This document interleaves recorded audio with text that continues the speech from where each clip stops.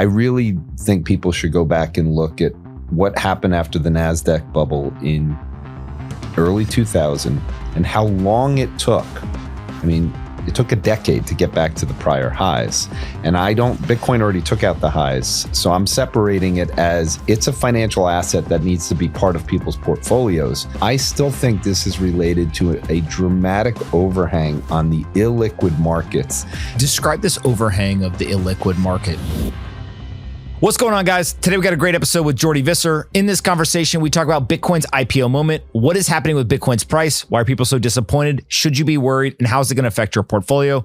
We then also talk about things like Tesla, artificial intelligence, the stock market, and how Jordi is currently viewing what's going on with the political arena and things like the New York City mayor race. Jordi always brings great insights, and I always learn a ton, but this conversation in particular, it's very nuanced, and it weaves together tons of different trends that we've been talking about over the last couple of months. And I think it will help you better form a worldview in terms of where we're going, what the issues could be, and how your investment portfolio can evolve to meet all of those opportunities. Here's my latest conversation with Jordi Visser. All right, Jordi, I thought a great place to start this week's conversation is you wrote this very viral piece about Bitcoin going through its IPO moment, this distribution from the people who are early investors in Bitcoin, who own a lot of Bitcoin, selling it into the market. What are your views now, given that Bitcoin is trading around $100,000 and it seems like that distribution is really starting to impact the price? Well, I think the concept of the IPO distribution, which I feel very strongly about, just in terms of thinking about what's been going on this year and just going back and putting it in the context of assets. And I think that's the one thing, whenever I speak with the community and I hear the frustration, there's always some correlation or some part of the asset market that fits into Bitcoin. And I mean, this goes with any IPO in general, meaning you can't separate the market from the asset. And in the case of Bitcoin, let's leave it alone as not crypto. Let's treat it as a financial asset. So the bond market's been garbage, which we know about. But I think if you break down the parts that are relative for Bitcoin and you go back and you go, okay, except for Bitcoin, what's actually worked over the course of the last 4 years inside the crypto space? The altcoins they're still not up to the highs as an index as they were back in 2021, 2022. And if you look at similar markets to the altcoins, you get into the VC world, you get into the private equity world, you get into the private credit world, you get into the commercial real estate world. All of those have been under some form of distribution and markdown for a while. So in theory, altcoins have actually done better. Bitcoin's obviously gone up during that period. So I just think whether it's 100 grand, whether it's 110, whether it's 95, whether it's 90 at this point, everyone needs to take a pause, take a deep breath. If you're in this for the trading side, there's still more selling that needs to happen. If you believe the numbers and you believe that about 10,000 people own about 33% of Bitcoin, you throw out Satoshi's number, you're still dealing with, 30%, 28% of $2 trillion. So if there was a true distribution, which I think there will be, I don't understand how it's hard for people to imagine that if you put $1 million into Bitcoin 11 years ago, I mean, you've gotten 1,000 times. You don't want to have 80% of your net worth in one asset. And so I think the distribution is happening. I really think people should go back and look at what happened after the NASDAQ bubble in early 2000 and how long it took. I mean, it took a decade to get back to the prior highs. And Bitcoin already took out the highs. So I'm separating it as it's a financial asset that needs to be part of people's portfolios. But the parts that it doesn't need to be part of people's portfolios, meaning the altcoins, the things that don't have institutional adoption, I still think this is related to a dramatic overhang on the illiquid markets that are having an impact on this space. And over the course of, unfortunately, the last 2 weeks, for people that wanted to see some kind of a bid, now you've had a dramatic fall in a lot of these non-profitable speculative stocks. Describe this overhang of the illiquid market. So again, I think people have underestimated how much money is in the illiquid markets from the VC world. And I mentioned this in the paper. You obviously had a bubble in crypto that peaked in the late 21, early 22 period, but you also had massive SaaS investments. So then rates go higher. That obviously hurts. But then AI happens. And artificial intelligence is an incredibly disruptive force, not just to public companies that aren't adopting to it, but in particular, a lot of those SaaS investments, like look what's happened to Salesforce.com and Adobe, public SaaS companies. AI has made SaaS a questionable investment place. And so when you have VCs that have a lot of investments tied into this, at the same time, you've seen the stories from the endowments needing capital and trading things at down levels. You've seen the problems that have shown up in first brands recently in private credit. You've seen the private equity public companies that have gone down. I think this overhang of illiquidity in there is driving people more towards the liquid markets. I think that's one of the reasons why the public markets have done so well in spite of that, because there are earnings that are growing, but that illiquid market doesn't get counted as much. It's one of the reasons why if I look a year out and everyone that's focused on the Clarity Act, tokenization is needed, and it's needed to bring real-time pricing. So one of the reasons that pension funds, endowments, insurance companies had invested in the illiquid markets was because there was no mark to market.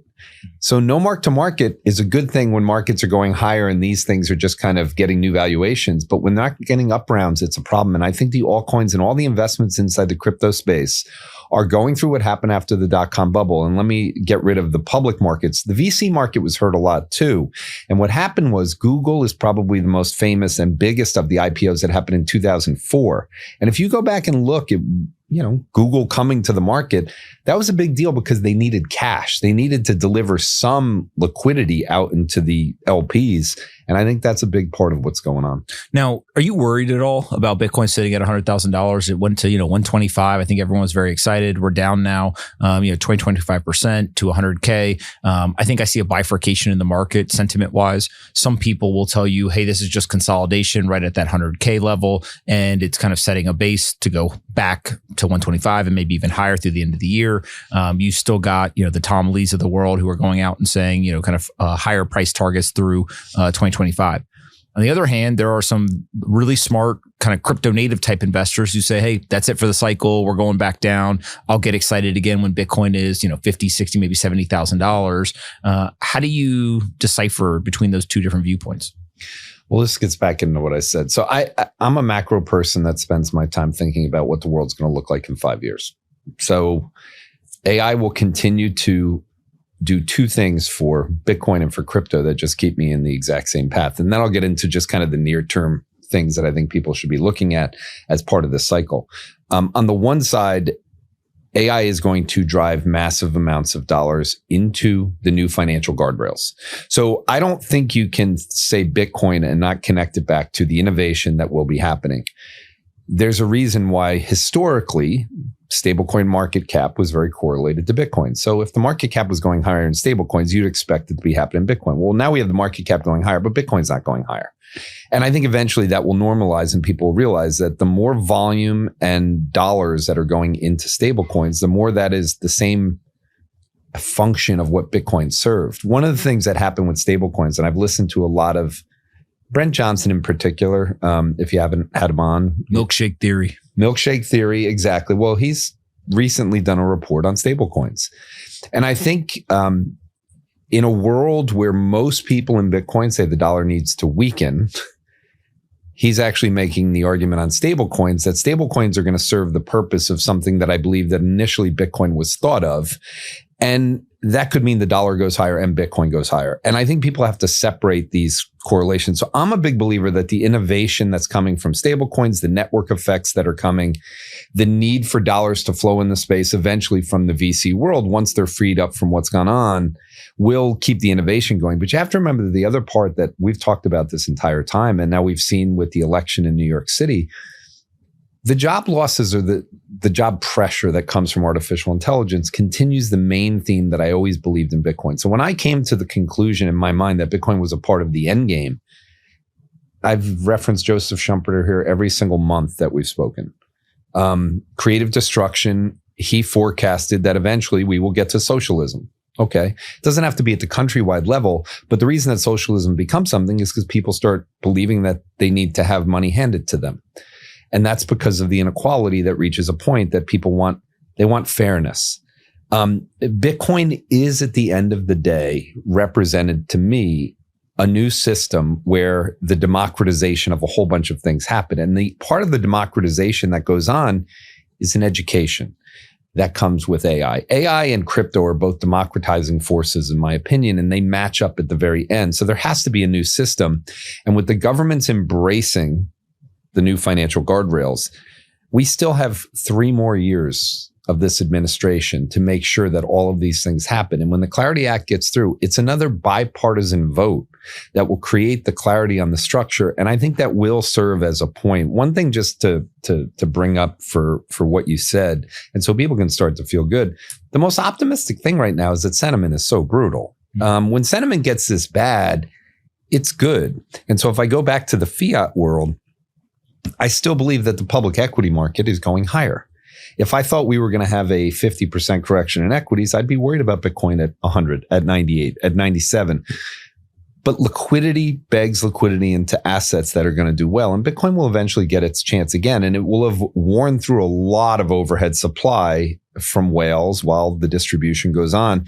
And I will say it again and again. I'd rather have 1 million people owning $1 billion than one person owning $1 billion. If you want a stable market with lower volatility and a true bull market, I think the innovation's there. I think the macro structure is there. The inequality is there. And I also think that we're at a point where sentiment is just a big positive. Now, AI stocks still seem to have a pretty strong bid. There's been some volatility there, though. There's a very clear supply-demand imbalance when it comes to power generation, data centers. But it does feel like now there's a growing sentiment that maybe these AI companies have more of a headwind than people previously thought. We've seen OpenAI, Sam Altman's gotten questioned multiple times of, hey, if you're going to go invest $1.4 trillion, where are you going to get the money from? We have seen some controversy around Sarah Fryer talking about the government backstopping some of this, and then some clarifications coming out saying, well, we didn't really mean backstopping, we meant this other thing. I think one of the other components is like, should the United States get into the data center and the compute business? And, are they going to look at this as a national security issue? Is this all noise and people are just trying to figure out little things to talk about on a day-to-day basis, kind of like a soap opera? Or are there real things that are changing here that maybe are changing your mind about these AI stocks and kind of the broader trend? Nothing is changing. I view the infrastructure story as a bit of a sideshow. It will get funded. A lot of it's going to be in debt. But it's the adoption that matters. I don't know how many times you can say that this is electricity and that the apps, the adoption, the businesses, the profit margins, it's all to come. We're still in the very early stages. We've only done the training side. The inference side just started this year, and the adoption is growing. I know a lot of institutional hedge funds don't read the earnings report of Tesla or Palantir because they're overvalued. And so if they're not going to own them, and ownership from a hedge fund perspective is very low in those names. But if you go through Palantir's earnings that happened this week and you read the numbers, they're staggering. Forget the valuation. I just mean the adoption side. How many companies are now using Palantir? Forget the government. This is their enterprise, their commercial business. The numbers are going rapidly. The reason I kind of jump into that is the next phase. The AI agents, the digital employees that we talked about, which are already having pressure on businesses or on labor. That is the story. Whether people like it or not, if earnings per share are growing, then stocks are going to go higher, especially if the government is in a position, particularly right now, where they have to support the market. And I don't mean support it where they make sure it's going down. I actually mean making sure that the parts of the economy and labor, we're going into a midterm election. He's still got power to make sure once we get through the shutdown, I think the shutdown will lead to things happening. Once we get through IEPA and we figure out what is going to happen, because we're now in that uncertainty period. So I think people are getting nervous. But when you say AI stocks, and this is the thing that I really want people to know, I wrote something on this where it was connecting QE to adoption of AI. QE was hey, rates are going to be moved to zero, so you can go buy back your stock, which is earning 6%, and you can go borrow money at zero. It was financial engineering, the same thing that happened, helped commercial real estate, the same thing that happened private equity, the same thing that happened VC, the same thing that happened all of that. Zero rates, the zero interest rate policy was a massive stimulus for the market. This stimulus is coming from artificial intelligence through profit margins. And again, it's a bigger stimulus if you go through and realize that if you cut expenses by 5%, you're getting the operating leverage. That's a much bigger number than the financial engineering that was going on for companies with buybacks. So I do think the expense reduction leads to just greater reality in the equity market. And here's the thing I'll tell people that have happened in the last 2 weeks. So if people are getting nervous about the bull market, number one, banks made new all-time highs in the last 4 weeks. Equal weight S&P, I keep hearing how bad the breath is. Equal weight S&P made new all-time highs last week. The S&P made new all-time highs. Global markets, it's a similar story, meaning European bank stocks made new all-time highs this week.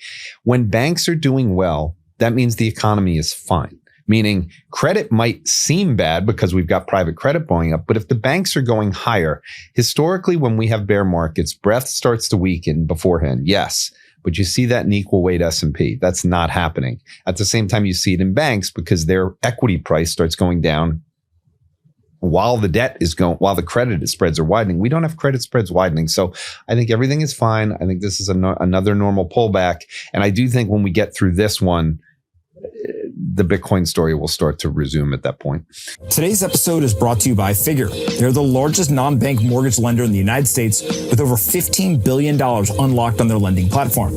They've just lowered rates on their Bitcoin and Ethereum-backed loans to 8.91%, improving their already industry-low fixed-rate 50% LTV loans. They keep building as well, being the only major CBL player to launch decentralized MPC custody to protect against single entry failure. And they just removed interest deferral fees entirely so you can let Bitcoin price appreciation pay for your loan over time. What is MPC decentralized custody? It's a Bitcoin or ETH on-chain wallet with multiple key shards to protect you from single entity custody failure. You can always see your crypto ownership in a segregated wallet and verify your collateral hasn't moved. Whether you're funding a major purchase like a down payment on a home, investing in new opportunities, or even buying more Bitcoin, Figure makes it straightforward and transparent.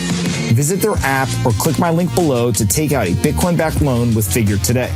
Now, the jobs report that we recently got, this Challenger Jobs, shows that there's basically more decline in the job market than, I don't know, any October in the last 20 years or whatever. I think back to 2003. Do you worry about this stuff? No, we're not. It's funny because I write about it almost every week, and I write about it from the perspective of people need to pay attention to it on both the societal level of the pressure that's happening and the politics direction that the country's going through. Just what happened. But when you have the elections that have kind of put the Republicans to pay attention as to what's going on, the way the government solved this is they go spend more money for the next election. And so I fully embrace the fact that if anything happened after this week, it's a reminder that the young people in this country are feeling the strains. Now, whenever people get bearish and they start worrying about things, the unemployment rate is still sitting near all-time lows. There are still labor shortages inside the country, and that's not going away. It's just not. I've called this a very big problem in being underemployed. So if you have a college education, you expected to have a certain type of job. You don't want to have to go take a job that doesn't match up with what your education or your degree was. And I think there's a lot of people that are in that. And that's why when I made the joke with you about take a walk in Williamsburg and you'll hear the complaints like outside, just out loud, everyone talking. This is a normal course of kind of, unfortunately, the displacement that's going on. I do think it'll look a little bit better because the PMIs to me are going to go higher because of the stuff that's happening in the middle part of the country. I do think manufacturing jobs are going to start to become a bigger story next year. So I imagine the unemployment rate is going to stay around the same level, maybe migrate a little bit higher. I don't expect AI agents to replace every digital worker. I do think it's going to press on things, But in the end, that just means more government handouts are coming, and it's going to come in the form of the stock market going higher with profit margins and with them supporting the people that are angry and need to vote. Now, Peter Thiel, there's two things that have been kind of resurfacing. One is Peter was on stage with Andrew Ross Sorkin and was asked about Bitcoin in particular. At the time, he basically said, Bitcoin could go a little bit higher, but he doesn't think that there's the asymmetry still left that maybe early people were very attracted to. It seems like that is becoming a more consensus view today. As always, Peter being a little bit ahead of the curve. More importantly, maybe, is there's this email that got surfaced. He's emailing, I think, the Facebook board and Mark Zuckerberg. And he basically says, we can fight this socialism trend. But when the young people are telling you that they're in student debt, they can't afford a home, like all these problems, you better pay attention. You better understand why. And it looks very prescient now, kind of in hindsight, where this was a couple of years ago, he basically was saying, whether you agree with them or not, whether you think it's a good idea or not, it is still reality. And so we need to understand this. Is this just Peter being Peter and always ahead of the curve? Or is there something else here connecting? Bitcoin's not going to go up nearly as much as people think it is. Socialism is a reality. We need to pay attention to it. Like, it does seem like it's a worldview that maybe is more rooted in what now people are saying is happening than, people would have given him credit for 2, 3, 4, 5 years ago. Sounds a little bit like the Williamsburg conversation we had with the Mamdani vote. Yeah, well, I listened. I was wrong on Cuomo, right? And the thing that maybe is most interesting to me about the entire New York City mayor election is it's not the people who the policies are targeted at helping. Right. And I heard a term recently that I thought was really interesting. And I'm going to forget exactly how they described it, but they basically described downwardly mobile, overeducated workers. And it was this whole idea of kind of like a millennial or right below millennial generation being downwardly mobile rather than upwardly mobile so from a socioeconomic standpoint. Yep. And them being highly educated in the traditional sense, but then realizing that maybe this isn't actually the thing that works. And I think it's either Ken Griffin or Jeff Bezos at the America Business Forum down in Miami. I saw a clip of them talking, and they said, part of the rise of Mamdani and socialism and all this stuff is you have people who are leaving Ivy League education with degrees, sometimes multiple degrees, and they're realizing that their job prospects and their value in terms of the economic capture may not be as high as the guy down the street who works in oil and gas and understands engineering. And so now all of a sudden they're angry, they're upset. They feel almost like they were sold a bill of goods that is not true. And so the person's point was, this is what's showing up, right? Like this is the outlet for that anger. I think it's right. And again, if you take, let's take 23-year-olds and say, because when you go through the voting, and I heard this, I didn't see it in the paper, but it makes a lot of sense. For people that have lived in New York City the longest, Sliwa won. For people that have been here between, I think it was 5 and 10 years. Cuomo won. And then the people that have been here less than 5 years, it was Mamdani. And there's been a huge influx of people who have been here less than 5 years. Yeah. And there's a lot of young people that are in that age group, obviously, in terms of the people that make it up. Here's the thing about it. The 23-year-old right now, the 25-year-old, that little bracket, they grew up on the iPhone. And this is one of the things that I think people have to recognize with what Peter Thiel said in 2020. And you have to think about when he sent Mark Zuckerberg, Sheryl Sandberg, and Mark Andreessen was on that email too. And he described that this is a reality. Like they just think differently and it's there.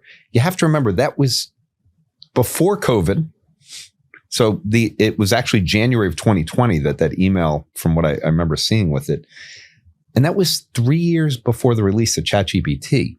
So for anyone believing that this is solely about the jobs, the disruption from AI, it is not solely about this. This is about, in my opinion, exponential change, which has both given people the phones, so the ability to organize. If you go back to the Arab Spring, I mean, Eric Schmidt wrote a great book, and I forget who he co-authored it with, so I'm not going to make sure you go through it. But he wrote a book that this is a reality of the smartphone, like allowing people to get together in mass and fight back against dictatorship.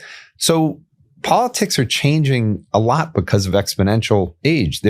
We're destroying the upward mobility, the corporate ladder, which people went to school for, they have debt for. So his argument is correct. That's not going to change anytime soon. We're not going back to a world where, I get a job and I stay at a company for the next 20 years. So this is a point where the youth in the country is just going to have to vote. They're going to have to fight for change and they're going to have to go through it. But the world will evolve over the course of the next decade. So when you get into the fourth turning, that's kind of what this is, right? When you read the book and you realize a generational shift, so the fourth generational shift, I reference my grandmother a lot teaching me about the Great Depression because she was born in 1920. So now you fast forward and, my kids, they grew up in a much better world than my grandmother grew up. They grew up in a better place than I did as a kid. I think this is a reality check for everyone that's going to take some time to play out. In the end, I believe Elon Musk, his view of abundance and his view of kind of this world where the way that you solve the problems of inflation and this cost of living is they eventually do get things that are free. Mm-hmm. So if you vote for it and you think socialism is going to do it, that's not going to work. But if it comes through innovation and it comes through technology, well, then you're starting to get into a world that not only Elon Musk believed in. Joseph Schumpeter didn't actually get to this part of the book.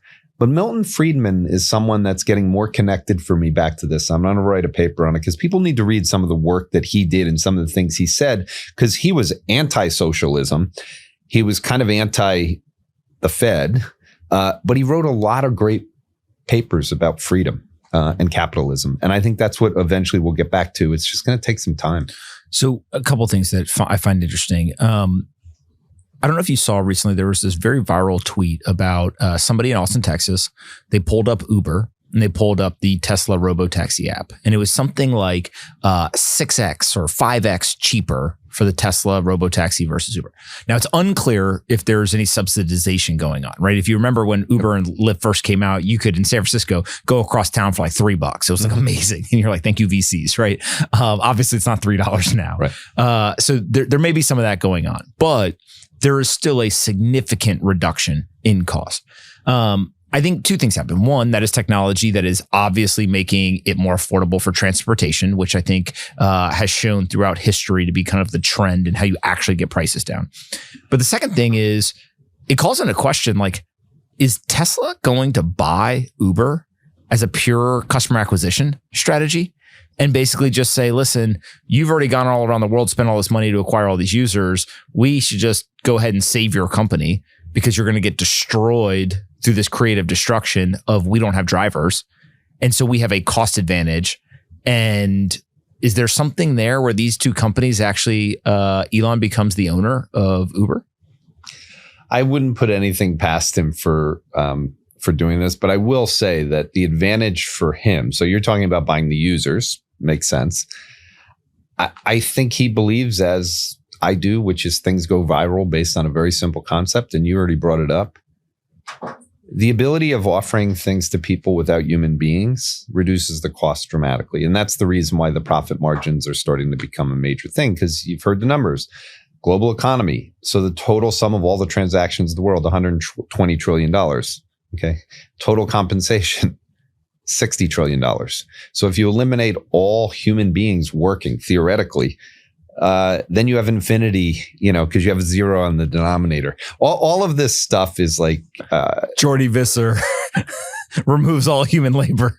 Well, if people get things for free and they don't have to work, and this is the part that it goes through it. If kids right now, if you took a poll of the people that are mad about the situation that Peter Thiel wrote about, he wrote a lot of things in there. The inflation was not part of it then, because we didn't have COVID. That's why I brought up the COVID. COVID reset things to levels. I don't remember if we talked about it last week. We probably did, but like Chipotle is exactly that age group. I have 3 kids between the ages of 21 and 25. Chipotle was kind of their bread and butter for where they were eating. And when you take something that was $8 and you move it to 19, and the quality of it goes down and the size of it goes down, like we watched a Snickers bar do over time when we were kids, or sorry, I'm much older than you, when I was a kid. Damn Snicker bars are too damn small. They just got smaller and smaller. And they're going through that phenomenon now. And I don't know how it's going to turn around for the company unless they can reduce the prices off dramatically. And the reason Chipotle is so interesting is because there's less people working at Chipotle than there is at McDonald's. So the way the prices have gone up to levels that I think have made it more challenging for people. So the question is, how much of it is the corporate ladder? How much in terms of the inability to move higher? How much is it the inflation? I don't know. But I think that this is, you're bringing up a good point with the Chipotle thing, which is it is price and quality degradation, which could be associated somewhat with ingredient quality and things like that, right? Of price. But I actually think that there's also a labor component, and it's a well-documented thing of these businesses have a very hard time finding and keeping labor. But when you have a friction to finding good labor that stays for a long time, now all of a sudden you may actually start training a little bit less because this person's not going to be here for the next 5 years, right? You may have to go into pools of candidates that you otherwise wouldn't have if you had a line out the door of people who wanted to work there. And so you start to almost get this like reinforcing downward spiral of I'm having to increase my prices. I'm having to decrease the quality of what's going into the product. And oh, by the way, the human who is making the product is not as well trained, is not, the type of person that we would pick first. You now have a situation where, of course, it's going to get worse and the prices are going to be higher. And so then you get the customer that goes away. Well, if your customer's going away, your profit margins are going away. And it just ends up in this spiral that it's kind of hard to see. How do you stop it? Well, this is why the printing of the money for COVID was such a problem. And I don't think people have analyzed it enough to just say that, okay, if you raise price, if you print a lot of money, you have a supply thing and you have to move prices up because of supply constraints and food, whatever it is, and then the wages go higher, it's very hard to take wages down. So CPI stays up at these high levels and wages stay up at these high levels. So you can slow the wages down. You can try to find a way to reduce the amount of people. But at some point, you're running as lean as you can run. And so you have to find another option. The other option is to reduce the quality, change where you're getting stuff to a cheaper thing, move off organic, whatever you want, and then shrink the size. But then the people that are getting paid who can't live in the city because their housing costs have gone higher for the exact same reason, they start revolting and they say, okay, I'm only going to go eat here once a week as opposed to twice a week. And that's what in the commentary was said. So everyone's kind of cutting back on what's going on. I believe the only way to resolve this, historically, it's a recession, meaning a bunch of places go out of business, you reset the prices lower. If that's not an option and the government's still spending, then that means we're constantly in this inflationary period where we don't allow recessions to happen. That's why I say there's no chance of a recession, because the financialization of the market's gotten too big that it would immediately turn into something that they were trying to avoid in the first place. So what you're left with is Chipotle has to restructure their business some way. I don't know how AI can help their business, but I do know this. There will be new companies that come that, just like robotaxis, that enable restaurants to actually have cheaper pricing. Well, we've seen this now. There's been two things that have been going on, I don't know, for the last decade that I've been investing in early stage startups. One is there's been a plethora of companies who, I remember there was a company who wanted to use chefs at home that then could deliver to their neighbors. I have seen all of the cloud kitchen, type stuff where, hey, we're going to basically have 6 different restaurants that all operate out of this one and just have a digital, storefront. People can order and it's delivery only. I've also seen companies who have used robotics. I remember there was a company out in California that they basically created a robotic arm to do like bagels, eggs, and coffee, and they would put it inside of these universities. You just go to the online. Like, people have been trying to assault this space for quite a while. It's really hard, right? Whether you want to use robotics or a new business model, you not only have just like execution risk of you got to go build a new business, but to get to scale with these new things is very, very difficult. And I think that, one of the best entrepreneurs of our entire lifetime is Travis Kalanick at Uber. See if you're going to name it, yeah. And he, gets removed from Uber. We're not going to unpack how crazy and unfair that was, but it happened. He goes and starts cloud kitchens. Yep. And he basically is going to go all in on food delivery and changing the economics, et cetera. From what I understand, there's a big real estate component to it. There's a big, kind of software coordination and logistics type thing. And there's also the creation of the food. It's going well, but it's not, $100 billion company that the Uber kind of, runaway train was. Mm-hmm. It makes you kind of think, can these businesses actually do this? So if the best entrepreneur can't do it, if the, hundreds of startups that are attacking them can't do it, can McDonald's do it? Can Chipotle do it? I don't know. Again, I live in Williamsburg. I live in an apartment. I'm probably twice as old as the average person in the building. When I wake up in the morning, even if it's, let's say 6:00 and I leave on a Saturday, inevitably there'll be a bag waiting at a door, even at that early of a time. So DoorDash is running around the clock. People still order food in and they want to do that. Mm-hmm. And so if you find a way to make the food cheaper to where there's no actual office space, and when Travis, he's talked about this a lot on the All In Pod. I think he's been on 2 or 3 times this year. And I remember listening to one. It was when we were in Miami, he was on. And I remember because I remember walking around listening, and it was the first time I had heard of Cloud Kitchen. It was the first time I had heard of the idea. And he talked about it. I do think people just have to accept the fact that we're going to find ways to reduce prices by not having as many people working in it. It might take time to get there, but that's why when you think about humanoids and you think about the things that are coming over the course of the next decade, when people start to get worried about AI, and I always go back to, this is a certainty. This is not a guess. We are, just like every part of exponential innovation has happened, you can doubt it for a period of time. But the reality is the benefits that are going to come at a time where companies need to be competitive. So you go back to the Milton Friedman thing and you think about, his whole thing was about competitiveness, which is what capitalism is. The problem is right now, the government is just too big. And that was his other angle. Mm-hmm. And if the government gets too big and they create this, not hyperinflation, but they create this thing where it brings it to a level where rates can't go down far enough. And I don't think we want rates to go down far enough. I think we actually want them to go down slow, because if we just go back and let people refinance again and try to continue to go, how long is it going to take before these businesses that should be out of business go out of business? And maybe they go start and do something else and they figure out a better way to make money and reset everything. But we need to reset a lot of the economy. And I think that's going to happen. And I think the restaurant industry has to go through it. I personally think, as someone who has enough money to go out to dinner, I learned how to cook a long time ago. It's 80% cheaper to cook at home for quality of meal. That's not even close. Yeah, it's not even close. Today's episode is brought to you by Arch Public. As markets shift, headlines break, and interest rates swing, one thing stays true. Opportunity is everywhere. At Arch Public, they help you do more than just buy and hold. Yes, their dynamic accumulation algorithms are built for long-term investors, but where they really shine? Their arbitrage algos designed to farm volatility and turbocharge your core positions. The best part of Arch Public's products is they're free. Yeah, you heard that right. Try Arch Public for free. Take advantage of wild moves in assets like Solana, Sui, and Doge, and use them to stack more Bitcoin, completely hands-free. Arch Public is already a preferred partner with Coinbase, Kraken, Gemini, and Robinhood, and their team is here to help you build smarter in any market. Visit Arch Public today at archpublic.com, and your portfolio will thank you.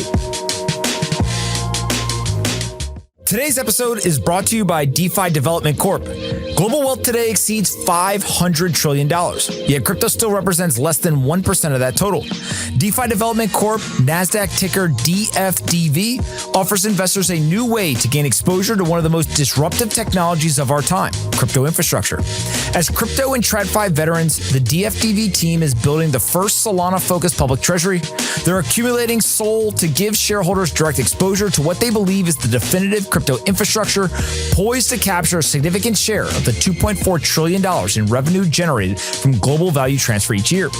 DFDV believes Solana's positioned to disrupt the world and aims to provide investors with one of the most levered ways to participate in that upside by tapping into capital markets fundraising, leading the way in on-chain innovation, maximizing yield, and launching similar public vehicles in key international markets.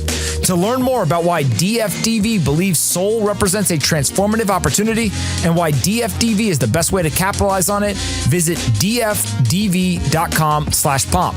That's dfdv.com/pomp.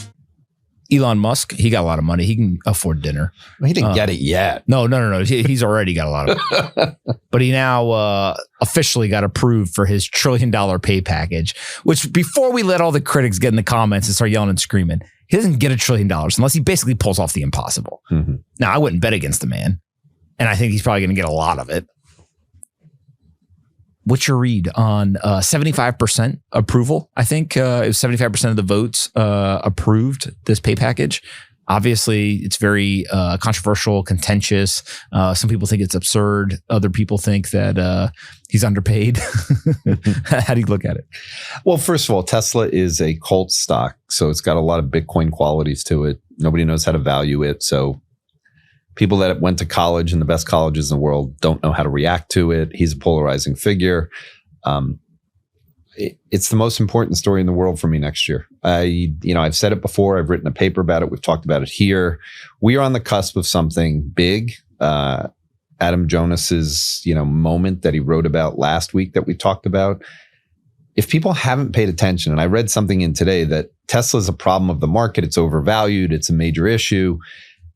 Those people have not spent time on the TAM associated with the robotaxi market in the way that you described it and humanoids. Robotaxis are here. It is coming. And yes, there will be accidents, just like there are with human beings driving drunk or texting while they're driving, which is a huge problem for the world. Robotaxis are safer. Are they perfect? No. Every single month, it's getting better. And because of artificial intelligence, it's accelerating at a pace, which means you should expect every upgrade of the software to be better and better. And I think people just need to go through and realize that the iPhone that you had back in 2010 could not handle video. And that didn't actually happen until, 2020, 2021. And it really wasn't until during COVID that you could sit on the phone and watch a full-length movie without having to be on Wi-Fi. So I think people just have to accept the fact that it's robotaxis next. He made a bet on vision. And I've said it before and I'll say it again. I don't think enough people have spent the time comparing what Waymo did versus what he did.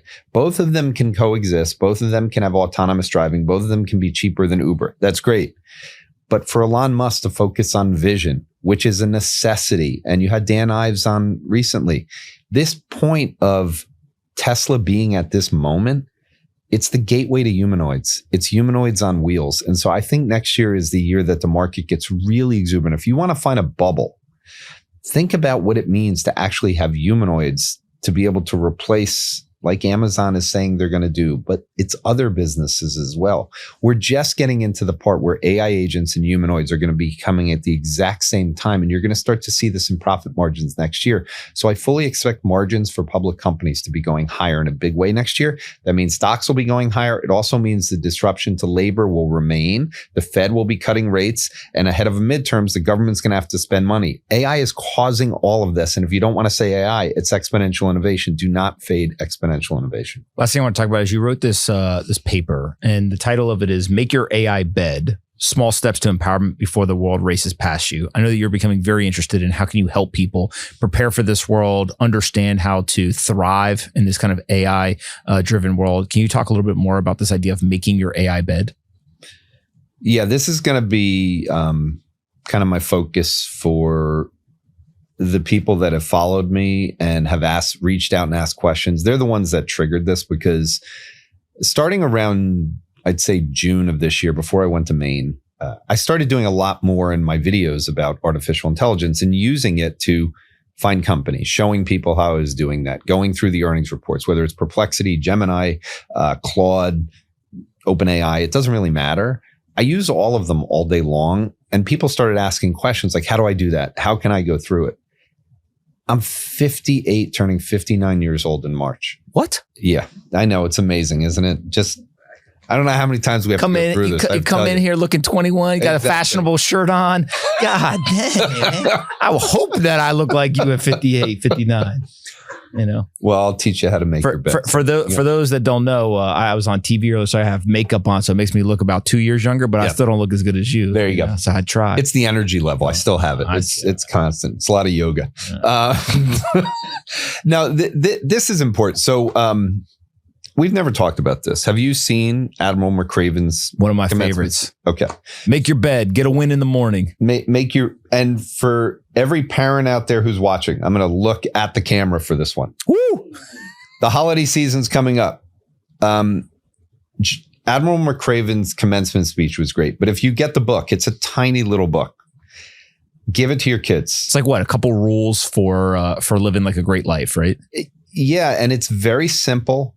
And it makes it very easy. But the make your bed component, which is the part I'll focus on here, because there's a lot. And I'm going to do a long form paper on this, and I will publish it I will post it in Substack. Subscribe to Jordi's Substack. Subscribe. Thank you. I owe you a bagel, don't you? Nice. You went out there. Subscribers are up. Everyone hit the button. It helps if you write a piece that gets millions. I know. that did. You just call it good timing, so I get a little bit of credit. All right. The whole point of his speech, to make it simplified, was every day you get up. Some days are good. Some days are bad.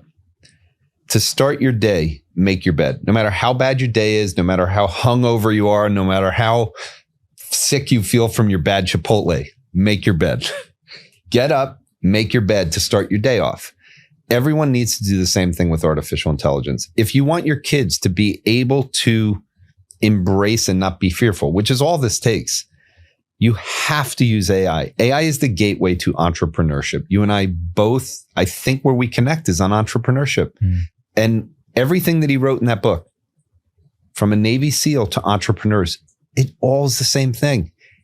Accept the failure and then get up and go do it again. Mm-hmm. All of these points of never giving up. He mentions all of them. And there's 10 points in there that are very, very important in today's world. The parents of the world, my age and older, we got a job and we assumed when we got that job, we'd be at that company for 10, 20 years. We'd have a pension fund. We'd retire at it.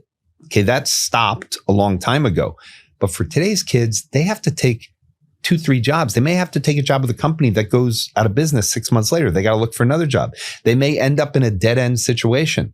I say this all the time. If you joined a big company and you're not happy, stay in that job, start making your bed and doing AI every day for 5 minutes a day. And then the next week, 10 minutes a day. And then the next week, 15 minutes a day. Look on YouTube, go look for things. I'm going to try to make it easier for people because it is just something that is a lifestyle change. And once you make the lifestyle change to be an entrepreneur and you embrace AI, you have empowerment. And empowerment is something that's important. I spoke with someone yesterday, I mentioned to you before the show, a younger person entrepreneur, but he asked me for my story, which we've never really talked about. But I am a natural introvert. I like to sit in a room and think. That's what I like to do. I like quiet. Don't want to manage people. I don't want to be around people that much. And when I got to Morgan Stanley, it was very hard for me to feel special right now. Yeah. I like you. I like Matt too. I like Erica. It's great. It's a whole audience of people I like. Makes me feel good. I could stay here all day. When I got to Morgan Stanley, I had to do something to get that out of me. And what actually changed for me is once I built the confidence up by realizing just because I didn't go to the best school, that didn't mean I wasn't as smart as everyone. Just because I didn't have the training and I wasn't as prepared as they were coming out of college for the job, that if I put in the work and I learned on my own time and I spent the time, that good things would happen. And that empowerment comes from that feeling and that confidence you gain through actually accomplishing things. So if you go back to the make your bed argument, and since you're a military person, since you can relate to someone who stands on stage and simplifies it to make your bed, everything good starts with making your bed.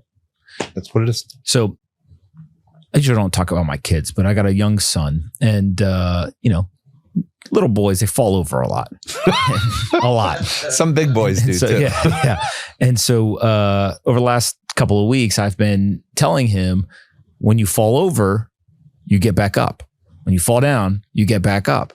And it's got to the point now where he understands that. And so when he falls, he will say, fall. And then he will very happily get back up and show me he got back up. And then sometimes he'll just come in the room and he will literally say to me, fall, and then he'll throw himself on the ground to get back up to show me that he's learned this. And so we were watching football last weekend. And every time someone got tackled, he would point to the TV and he would yell, fall. And then when they would get back up, he would start clapping. And I realized, I was like, oh my God, you can program the child to understand, get back up. And I think it's very similar to this whole idea of like, make your AI bed, is especially for parents, right? If you're in your 20s, like you got personal responsibility, you got to do it for yourself. No one's coming to save you. No one's going to come tell you to do this whole stuff. But if you're a parent, you actually don't need to spend that much time. But if you can instill in your kid to use these tools, it will completely change their life. And it's probably one of the best things you can do for their professional outlook. It used to be, hey, put them in the right school, put them in these things. The schools aren't teaching them this stuff, right? And so as a parent, it is the inspiration and the accountability that if you can get the kid to start to use the tools, you'll be shocked because soon they're going to be teaching you as the parent how to use the tools and what to do. Again, even more than just the tool, as someone who's curious and likes to learn. So I came back from Maine yesterday, and I'm in my Elon Musk Tesla. I'm not biased towards the company, right? It's a 5.5 hour drive by the time I charge and park. 4 of those hours were spent with me brainstorming with ChatGPT. 4 hours of the ride. So if you can imagine starting a conversation, and it started with Milton Friedman. It migrated into the movie Good Will Hunting, and I won't go through why, but I'm chatting with something that has, and it doesn't, the verbal voice mode does not have 160 IQ, but it has a really high IQ. And so if you imagine going out to dinner and being able to meet with the person that you want to meet with to ask them questions, you said to me when we decided to do this, your North Star was just speaking with smart people. That means you're trying to learn from other people, which is a great quality to have. ChatGPT is a way to learn about everything. And as a parent in particular, everyone cares about their kids' future. They need to be using artificial intelligence yesterday, and they need to be using it every single day. And even if it's just talking about current events, big stories that have happened, and you're doing it on voice mode as a family, it will change their life forever. And there's no better time to start than this morning. My wife hates when I walk around talking on the voice mode because I don't put it in headphones, but it is amazing. Yes. And you can very quickly go down these rabbit holes, but to your point, you're talking to a smart friend, but also superhuman intelligence. It starts to make connections and bring up things that you would never think to even ask it about. And so I think it's very, very valuable. Where can we send people to subscribe? Now that you have so many subscribers on Substack, where can more people go to subscribe? YouTube is a place where I think people should subscribe, but for no other reason. That is where they can see what I'm doing on AI. They can send their kids there. I do take pride in the fact that I try to use analogies and simplify things on very complicated topics in a way. It is 45 minutes of a lot of information, 100 plus slides usually, but it goes very fast. And if they go there and they subscribe and they come each week, I guarantee them they will learn about macroeconomics. They'll be up to date on AI. I will show them which podcasts that I listen to so that they can gather similar information. And then finally, I do spend a lot of time connecting it back to crypto. Crypto is not a speculative asset. It is the future of capital. I don't know how to say it to people. It really will displace all of the capital markets. I'm a big believer in that. And we're in the very early stages of it. And the tokenization part that starts next year is going to be a major force, just like stablecoins were this year. And everything will be looking more up as we get into next year. I love it. Thank you so much for doing this. Please go subscribe to a Substack. Go subscribe to YouTube. I watch every video, so I appreciate you putting it together. I feel like I get like the appetizer that we publish on Saturday, and then I get the main course on Sunday, which is always good. So thank you so much, and we'll do it again next week.